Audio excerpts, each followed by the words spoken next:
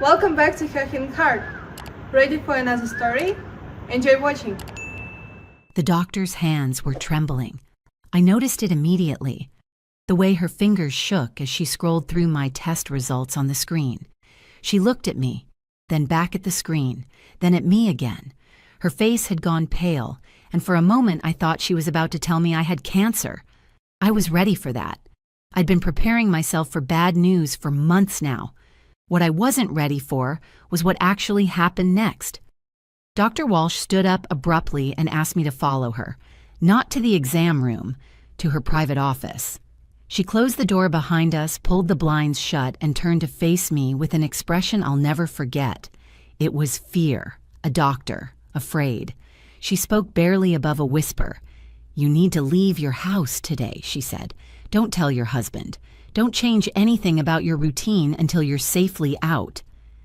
Then she turned her computer screen toward me, and what I saw made my blood boil. I'm Ayla Kearns.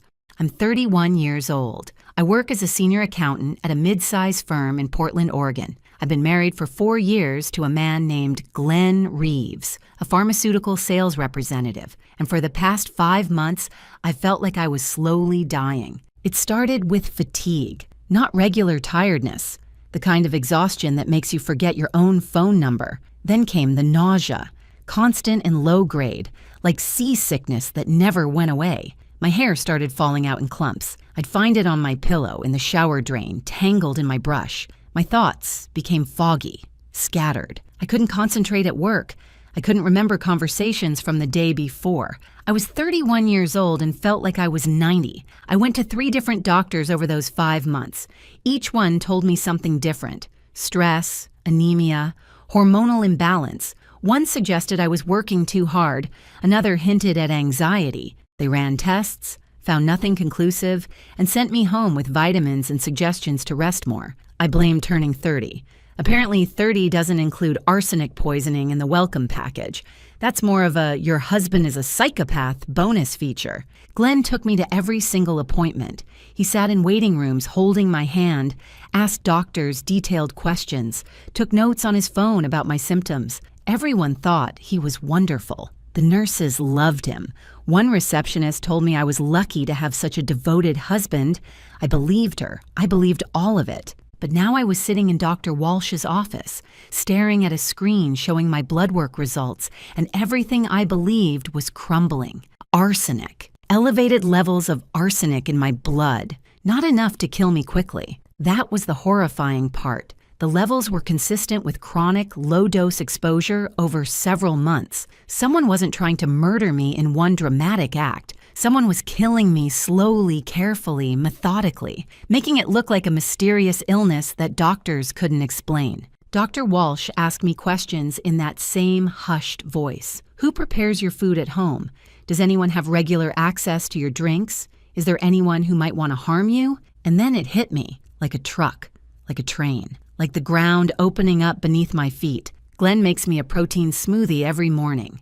He started 5 months ago, exactly when my symptoms began. He said he was worried about my nutrition, that I wasn't eating enough, that the smoothie would give me energy. It tasted awful, like someone blended lawn clippings with good intentions. I thought that was just what health food tastes like. I drank it every single day because my husband made it with love. Except it wasn't love. It was arsenic. Dr. Walsh explained what she suspected. Glenn is a pharmaceutical sales representative. He understands chemistry, dosages, how the human body processes different substances. He wouldn't need to Google how to poison someone. He already knew. The doses in my system were carefully calculated, enough to make me chronically ill, not enough to raise immediate red flags. He wanted my death to look natural, a tragic young wife who wasted away from an unknown disease, a heartbroken husband left behind. I thought about all those doctor's appointments, Glenn sitting next to me, holding my hand, performing concern for every nurse and physician who watched. He wasn't supporting me through illness. He was creating an alibi, establishing himself as the devoted husband who tried everything to save his wife. Dr. Walsh gave me clear instructions. Don't change your behavior. Don't let him know you suspect anything. Don't suddenly stop drinking the smoothies. He'll notice. Contact the police immediately. She gave me her personal email address because she was afraid Glenn might monitor our shared accounts. I walked out of that clinic on legs that didn't feel like my own. My phone buzzed in my purse, a text from Glenn. "How did the appointment go, honey? I made your favorite dinner, lasagna. Can't wait to see you." I stared at those words for a full minute. This man I'd married 4 years ago. This man I'd built a life with, shared a bed with, trusted with everything. He was waiting at home for me right now, with dinner, with a smile, with another smoothie ready for tomorrow morning. I had to go home. I had to sit across from him at the table and eat his lasagna. I had to kiss him goodnight and let him hold me. I had to pretend that everything was normal while my husband was slowly, deliberately, patiently ending my life. I texted back, "On my way. Can't wait to see you too." Then I got in my car and screamed until my throat was raw.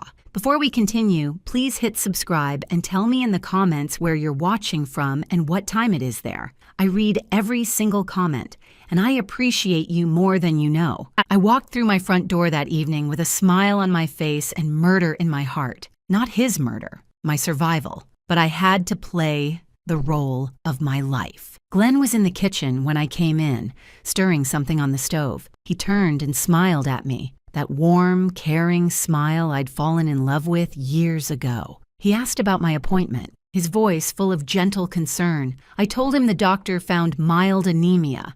Nothing serious, just needed some new supplements. He nodded thoughtfully and said he'd research the best brands for me. Always taking care of me, always so devoted. I wanted to throw up. Instead, I thanked him and went to change clothes. The smoothie problem was my first challenge. I couldn't just stop drinking them. Glenn prepared them every morning and watched me take the first few sips before he left for work. If I suddenly refused, he'd know something had changed. So I came up with a story. I told him my new medication couldn't be taken with protein, that I needed to wait at least 2 hours after eating. He bought it completely. Now he leaves the smoothie in the fridge for me to drink later. And when he goes to work, most of it goes down the drain. I keep drinking small amounts, though. Just enough that my symptoms improve slowly rather than suddenly. I tell Glenn the new supplements are helping a little. He seems pleased with my progress, which is terrifying when you think about it. He planned for slow deterioration, so slow improvement doesn't alarm him. He's patient. He thinks he has time. Meanwhile, I've become an actress in my own home. I use minimal makeup to look pale and tired. I complain about fatigue even when I feel stronger. I take naps when Glenn is home, lying awake in bed pretending to sleep while my mind races through everything I need to do. He brings me tea and fluffs my pillows and tells me to rest. The man deserves an Oscar or a prison cell. He was about to get one of those. As the days passed, I started to piece together how long this had been planned. I'd given Glenn control of our finances about 2 years ago. He suggested it so gently. "I worked such long hours," he said. "I deserve to come home and relax, not worry about bills and bank statements. Let him handle it." I thought it was love. It was control. My friendships had faded too, and I was only now realizing why. Glenn never forbade me from seeing anyone. He just sighed heavily whenever I mentioned plans with my best friend Nina. "She's so negative," he'd say. "I just want you surrounded by people who lift you up." He did this every time until I stopped making plans altogether. Death by 1,000 sighs. Very effective. Zero evidence. One evening, while Glenn was at work, I went through our home office files. As an accountant, I know where to look and what to look for. It took me 20 minutes to find what I'd missed for 2 years. A life insurance policy on me worth $750,000. Glenn was the sole beneficiary.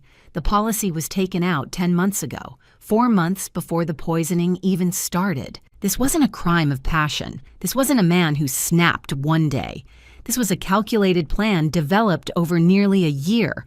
My hands shook so badly I could barely hold the folder. I kept digging. I found transfers to a separate bank account I didn't know existed. $40,000 over 8 months, hidden under categories like professional development and business expenses. An average person would never find this. But I've audited companies that tried harder to hide money. I once found $2 million disguised as office supplies. Glenn's little scheme was like an elephant hiding behind a lamppost. Then I decided to follow him. He told me he was meeting a client for dinner one evening. Something in his voice sounded wrong. a slight eagerness he couldn't quite hide. I waited 10 minutes after he left, then got in my car and followed his route downtown. He went to a restaurant I'd never been to. Through the window, I watched him meet a woman. She was younger than me, maybe late 20s, with dark hair and expensive jewelry I'd never seen Glenn buy.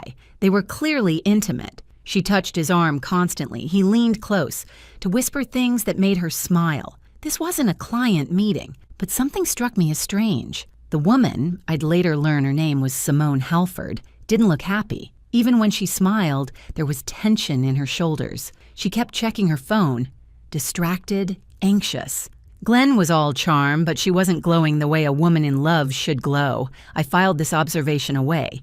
It didn't fit the picture yet, but it felt important. I also noticed something else in those weeks. Glenn's mother, Renata, had been unusually present lately. She came by almost every day to check on me, brought homemade soup, sat with me while I rested. This was strange because Renata had never liked me. At our wedding, she told Glenn's aunt that I was not quite right for her precious son. For 3 years, she'd treated me like an unwelcome guest in her son's life. Now suddenly she was devoted to my well-being. It made no sense. Then I overheard Glenn on the phone with her. "Thanks for checking on her today, Mom," he said. "I worry so much when I'm at work." He'd asked his own mother to watch me. Renata thought she was helping her worried son care for his sick wife. She didn't know she was part of a surveillance system. Glenn was using everyone, manipulating his own mother's guilt about her past coldness toward me. Now that I was dying, Renata wanted to make things right, and Glenn was exploiting that completely. I had pieces of a puzzle now. A husband poisoning me for insurance money, a secret bank account, a mysterious woman who didn't look happy, and a mother-in-law unknowingly recruited as a spy. But something still didn't fit. Why was Simone so tense? And what else was Glenn hiding? "There's something I'm not seeing yet," I told myself. "Something bigger." I was right. I contacted Detective Maria Reyes through Dr. Walsh's referral. She specialized in domestic crimes and had seen cases like mine before. We met at a coffee shop on the other side of the city, far from anywhere Glenn might see us. Detective Reyes was direct and professional. She believed me immediately, which felt like the first breath of fresh air I'd had in months. She explained what we needed: concrete evidence of the poison, proof of who was administering it, financial documentation showing motive, and ideally something recorded that tied Glenn directly to the crime. Oregon is a one-party consent state, she told me. That means you can legally record any conversation you're part of without telling the other person. My first task was getting evidence of the poison itself. I saved one of Glenn's smoothies instead of dumping it, stored it in a container Nina brought me, and sent it to a private laboratory Detective Reyes recommended. The results came back within a week. Arsenic compounds, low but consistent doses, exactly matching the levels in my blood work. Now I had proof of what was poisoning me. I still needed proof of who and how. Glenn works in pharmaceuticals, but arsenic isn't a medication. His company's records showed nothing suspicious. Detective Reyes had already checked. So where was he getting it? I remembered Simone. I'd done some research after following Glenn that night. Her full name was Simone Halford, and according to LinkedIn, she worked at Pacific Northwest Industrial Supply. They sold chemicals for various industries, including arsenic compounds used in wood treatment and glass manufacturing. But Simone worked in accounts, not the warehouse. She didn't handle products directly. How would Glenn get arsenic through her? My father was an accountant, too. He taught me everything I know about this work. He always said, documentation is protection. Keep records of everything. I thought he was paranoid when I was younger. Turns out he was preparing me to survive my own husband. I made a decision that Detective Reyes advised against. I needed to talk to Simone directly. I found her at a cafe during her lunch break, sitting alone at a corner table. When I approached, her face hardened immediately. She knew who I was. Glenn must have shown her photos, probably warning her about his unstable wife. "You're the wife," she said coldly.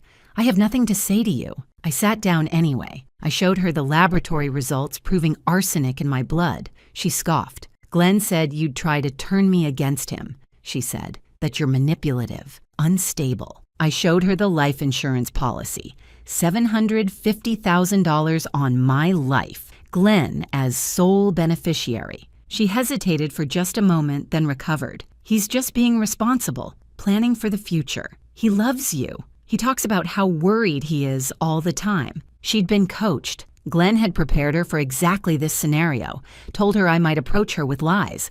I had to find another way in. So I asked her one simple question. Did Glenn ask you to get life insurance too? Her face went pale.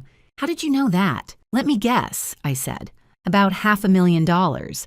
He told you it was for your future together, for when you're finally a real couple. He made it sound romantic, a commitment to your shared life. She didn't answer. She didn't have to. Her silence confirmed everything. I leaned forward. Simone, I'm not the bitter wife trying to hold on to a bad marriage. I'm Glenn's current victim, and you're his next one. That's when everything changed. Simone told me her story. She met Glenn 14 months ago at a professional conference. He was charming, attentive, everything a woman could want. He told her his marriage was a mistake, that I was cold and distant, that he was trapped. He was waiting for the right time to leave. She believed him because she wanted to believe him. 8 months ago, Glenn convinced her to get life insurance. $500,000. He said it was for their future, so they'd be protected when they were finally together openly. She thought it was romantic. She was 28 years old and in love with a man who whispered promises about the life they'd build. She signed the papers gladly. Around the same time, Glenn asked for a small favor. He needed to order some specialty products for work, and his company's supplier was expensive. Simone's company had better prices. Could she give him access to her ordering account, just to save some money? She gave him her login credentials without hesitation. She never checked what he actually ordered. She never saw any products delivered. I watched her face as the truth clicked into place. Glenn used her account to order the arsenic that's been poisoning me. If investigators traced the purchase, it would lead to Simone, not to him. She was his scapegoat. And once I was dead, and he'd collected the $750,000, she would be next. Another tragic loss. Another insurance payout. A grieving man who just couldn't catch a break. 2 women. 2 policies. $1.25 million total. Simone started shaking. I thought he loved me, she whispered. I gave up everything for him. I've been waiting for over a year. I know, I said. That's what he does. He makes you feel special while he plans your funeral. She looked at me then, really looked at me, and the hostility was gone. We were 2 women who'd fallen for the same lie, told by the same man, and we were both supposed to end up dead. What do we do? She asked. That's when my old friend Nina came back into my life. She'd sensed something was wrong and couldn't stay away any longer. She reached out the same week I met with Simone, and when I told her everything, she wasn't surprised. I always thought Glenn smiled like someone who practiced in the mirror, Nina said. Too perfect, like a shark in a polo shirt. I asked her why she never told me before. She said telling someone in love that their partner is creepy is like telling a cat not to knock things off tables. They have to figure it out themselves. Fair point. Simone agreed to cooperate with Detective Reyes. She provided her account records showing orders she never placed, products she never authorized. The arsenic compound had been shipped to a P.O. box, one Glenn rented under a different name, thinking he'd covered his tracks. He hadn't, not well enough. Now I had the poison source. I had financial motive documented down to the penny. I had 2 women willing to testify. But Detective Reyes wanted one more thing to make the case airtight. Glenn himself saying something, anything, that tied it all together. And I knew exactly how to get it. I just had to get closer to the man who was trying to kill me. Detective Reyes coordinated the next phase of our operation with precision. Simone provided her company's account records, and there it was, an order for arsenic trioxide placed 6 months ago. The delivery address was a P.O. box across town, rented under the name Gerald Richards, a fake name, but security cameras at the postal facility told a different story. Detective Reyes obtained footage showing Glenn picking up packages from that exact box on 3 separate occasions. His face was clear as day. He thought he'd been so careful. He wasn't careful enough. Simone became our inside source. She continued seeing Glenn as if nothing had changed, meeting him for dinners, listening to his lies about their future together. The difference now was that she recorded everything. Oregon's one-party consent law meant every word Glenn said to her was admissible in court. The recordings were chilling in their normalcy. Glenn talked about their future. After my situation resolved itself, he mentioned the money he'd been setting aside, how they'd have plenty to start fresh. Once Ayla's health declines further, he told her one evening, we can finally stop hiding. It's tragic, really, but she won't suffer much longer. He sounded caring even while discussing my death, like a man describing a sad but inevitable event, something beyond his control, the weather, a natural disaster, not something he was actively causing with every smoothie he prepared. Meanwhile, at home, I delivered the performance of my lifetime. I looked sicker than I felt, moved slower than I needed to, smiled weakly at Glenn's constant attention. Thank you for taking care of me, I told him one night. I don't know what I'd do without you. The words tasted like the poison he'd been feeding me, but I said them anyway, and he kissed my forehead and told me to rest. The hardest part was Renata. Glenn's mother continued her daily visits, bringing soup and concern in equal measure. She sat with me while I pretended to sleep, sometimes holding my hand. I could feel her guilt about the years she'd spent treating me coldly. She was trying to make amends before it was too late. She didn't know there was nothing to make amends for. Her coldness hadn't been the problem. Her son was the problem, and she had no idea I wanted to tell her. Part of me felt she deserved to know what her son really was, but Detective Reyes cautioned against it. Renata loved Glenn unconditionally, the way mothers do. If she knew the truth, she might confront him, warn him, give him time to destroy evidence or disappear. I had to let her keep believing the lie a little longer. If this story is keeping you on the edge of your seat, please take a second to hit that like button. Your support means more than you know. Now let's finish this. Detective Reyes wanted one final piece of evidence, something from Glenn directly, not through Simone. She asked if I was willing to wear a wire and have a specific conversation with my husband. The goal wasn't to get a confession. Glenn was too smart for that. The goal was to establish his knowledge of the insurance policy and his comfort with discussing my potential death. Combined with everything else, it would complete the picture. I agreed immediately. Nina came over the morning I was supposed to do it. She helped me position the recording device, a tiny thing barely visible, and talked me through staying calm. I've seen enough crime shows to know not to scratch nervously or adjust anything suspicious. Act natural. Don't think about the recorder. I decided to think about tax returns instead. Very calming. That evening, Glenn came home to find me looking particularly weak. I'd outdone myself with the pale makeup and tired posture. I told him I'd been thinking about the future, about what would happen if my health didn't improve. Glenn, I said, if something happens to me, I want to make sure you're taken care of. His face arranged itself into perfect concern. Don't talk like that, honey. You're going to get better. But just in case, I pressed, the life insurance, our savings, I want you to have everything. I want to know you'll be okay. He held my hand, squeezed it gently. Let's not think about such dark things, he said. But I noticed he didn't refuse. He didn't say he couldn't bear to consider a world without me. He just deflected and waited. I mentioned the insurance policy specifically. I'm glad we have that protection, I said. $750,000. That's enough for you to start over, build a new life. He nodded slowly. I'll take care of everything, he said. I always do. Not a confession, but not a denial either. A man with nothing to hide would have insisted his wife was going to survive. Glenn simply accepted the premise of my death like it was already decided. Later that night, as I pretended to sleep, Glenn made a phone call in the hallway. He thought I couldn't hear. He didn't know the wire was still recording. He called Simone. She's getting worse, he said, his voice low and eager.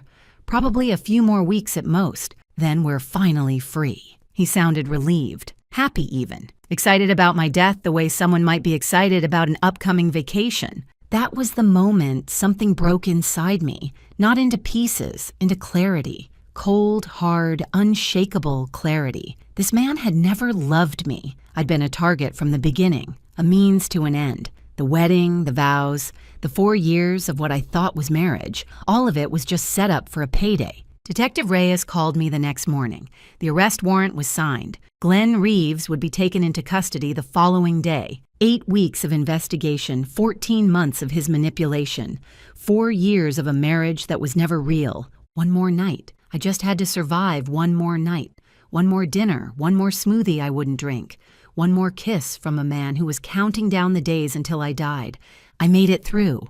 Barely. The morning of Glenn's arrest started like any other morning. I woke up before he did, made coffee, moved quietly through the kitchen. He came downstairs around 7, showered and dressed for work, smelling like the cologne I used to love. He kissed me goodbye the way he always did. "Rest today, honey," he said. "I'll bring home dinner tonight." I nodded and smiled. "Have a good day." He walked out the front door. 20 minutes later, he walked back in, escorted by Detective Reyes and 2 uniformed officers. There was no dramatic scene, no shouting, no struggle, no public humiliation. Just 3 law enforcement officials at my door with a badge and a warrant, and my husband's face cycling through confusion, then calculation, then something cold and empty. "Glenn Reeves," Detective Reyes said. "You're under arrest for attempted first-degree murder and insurance fraud. You have the right to remain silent." Glenn looked at me. I was standing in the kitchen doorway, still holding my coffee cup. For the first time in 4 years, I saw his real face. No warmth, no love, no concern. Just a stranger doing math in his head, trying to figure out where his plan went wrong. "This is a mistake," he said calmly. "My wife is confused. She's been very sick. Still performing?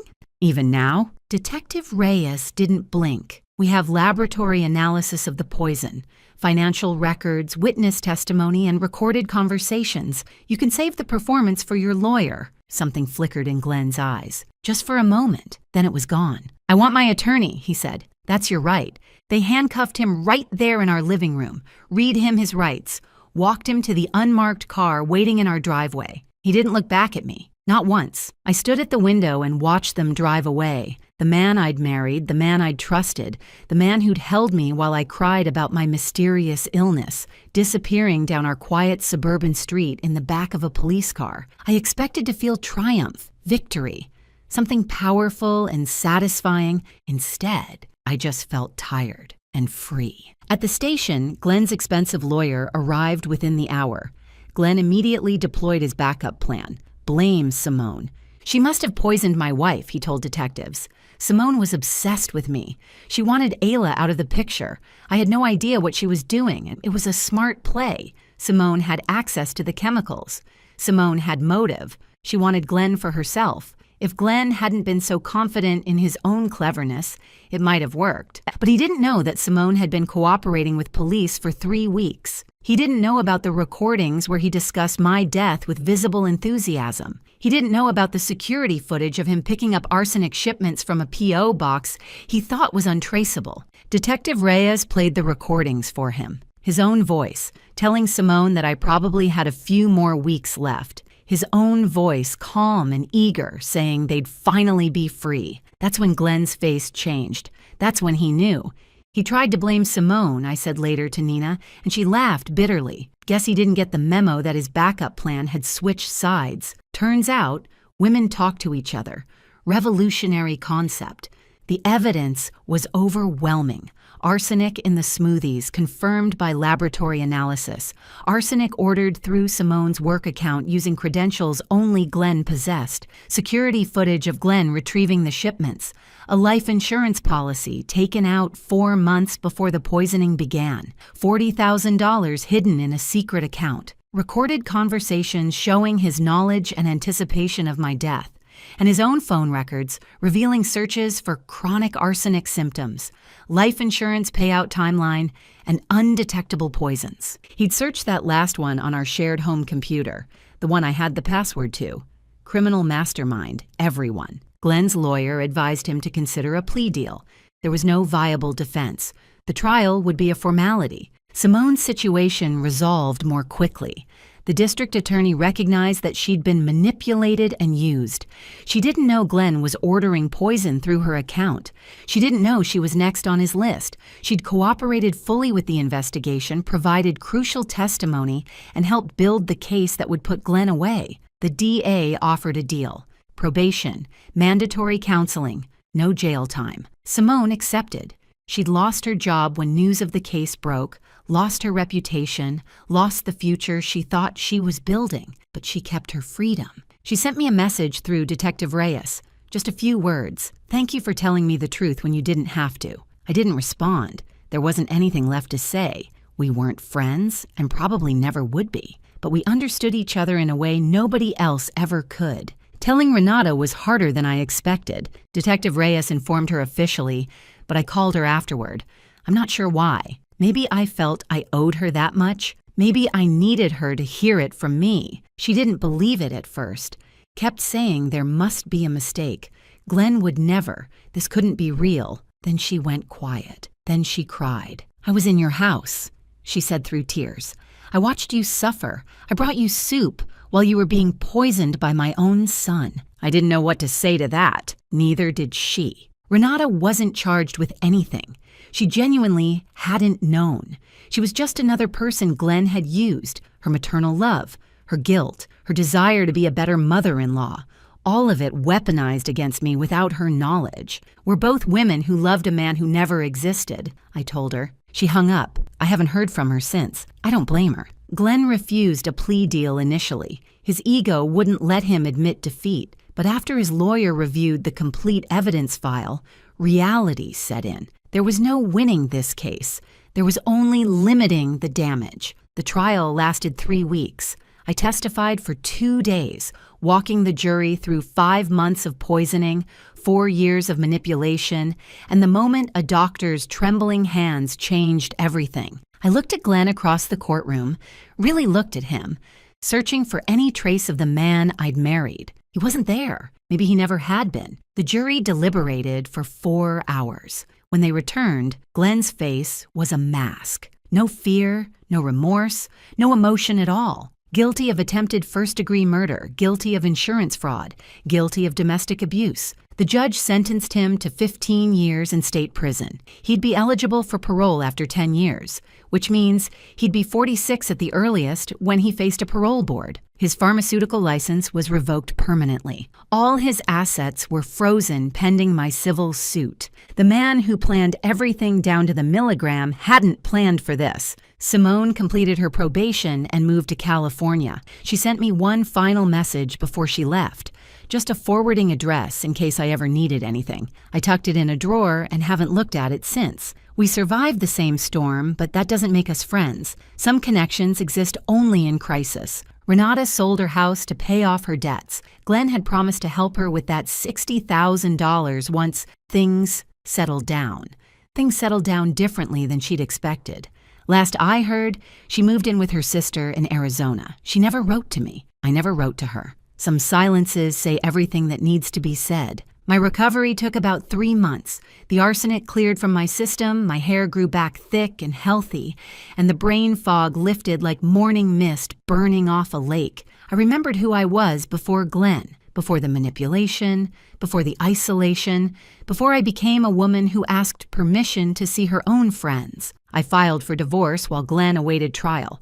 Got everything he hadn't already stolen. I sold the house immediately. Every room held a memory that was actually a lie, and I couldn't sleep there anymore. I moved to Seattle. New city, new job, new apartment with big windows and a kitchen where I make my own breakfast every morning. Eggs, toast, fresh fruit, simple things that I control completely. There's something profound about feeding yourself, about trusting what goes into your own body. I'll never take that for granted again. Nina and I have dinner every Thursday now. She never once said, "I told you so," even though she'd earned the right. Real friends don't need to say it. They just show up and keep showing up. Glenn writes to me from prison sometimes. I recognize his handwriting on the envelopes, that neat, careful script I used to find so attractive. I've never opened a single letter. I don't know if he's apologizing, explaining, manipulating, or threatening. I don't care. Some chapters close permanently, and trying to reread them only causes pain. I used to wonder if I'd missed warning signs, if I should have known sooner, if I was stupid for trusting him. But I've made peace with that now. Glenn was good at what he did. He'd practiced his whole life. I was targeted by a predator who knew exactly how to become whatever his victim needed. My only mistake was believing that love could look like control, that devotion could feel like suffocation. I know better now. I survived because I'm stubborn, and I know how to read fine print. My father taught me that documentation is protection, and he was right. Sometimes the most dangerous person in your life shares your bed, but sometimes the strongest person in the room is the one everyone underestimated. Glenn underestimated me. That was his real mistake. These days, I wake up early and drink my coffee by the window, watching Seattle come to life below. I go to work and come home to an empty apartment that feels full of possibility instead of empty of love. I call Nina when I'm lonely. I see a therapist twice a month. I'm learning to trust myself again. Last week, someone asked me if I'd ever get married again. I told them I didn't know. Maybe someday, maybe not. The future is open now in a way it hasn't been since I was 25 years old, and I'm in no rush to fill it with anything but peace. The most dangerous person in the room is often the one who knows how to read the fine print. Remember that. Thank you so much for watching. More of my most gripping stories are already on your screen. Click one now and don't miss the best part. You will love it. See you in the next story.